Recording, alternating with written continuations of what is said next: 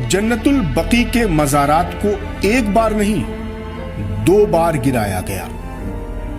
جنت البقیع مدینہ منورہ میں پیغمبر اسلام صلی اللہ علیہ وآلہ وسلم کے روضے کے ٹھیک سامنے وہ مقدس قبرستان ہے جہاں آپ کی بیٹی بی بی فاطمہ زہرا سلام اللہ علیہا، ائمہ کرام، امہات المومنین اور سینکڑوں صحابہ کرام کی قبریں موجود ہیں۔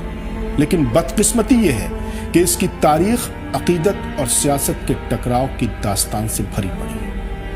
1806 میں محمد بن عبد الوہاب نجدی کے فتووں کو بنیاد بنا کر ایک آندولن کھڑا کیا گیا۔ ان کے فتوے اور ان کی تحریک، ان کے آندولن کا ماننا تھا کہ مزارات پر تعمیر شرک ہے۔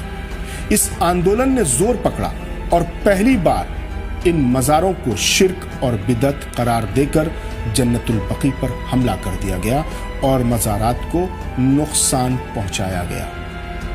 1806 میں جنت البقیع پر پہلا حملہ تھا، لیکن اس وقت حجاز، جس میں سعودی عرب بھی آتا تھا، تب سعودی کوئی ملک نہیں تھا، وہاں سلطنت عثمانیہ کا کنٹرول تھا، خلافت عثمانیہ، اوٹومن امپائر۔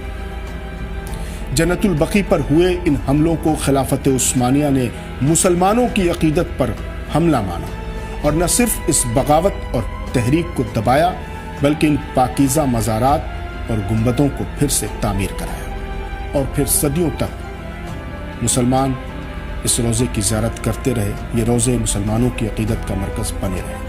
مگر 20ویں صدی کے آغاز کے ساتھ ہی برٹش امپائر کی شہ پر ابن عبد الوہاب نجدی کے فتوے کی تحریک نے پھر زور پکڑا اور حجاز سے عثمانی خلافت کو بے دخل کرنے کے لیے تحریک شروع ہوئی۔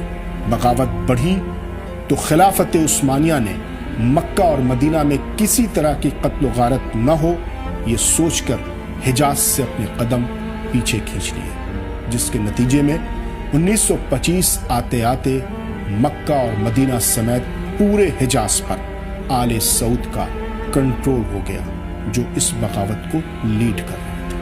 اس کے بعد فروری 1926 میں سعودی عرب کے نام سے ایک نئے دیش کی نیو پڑی۔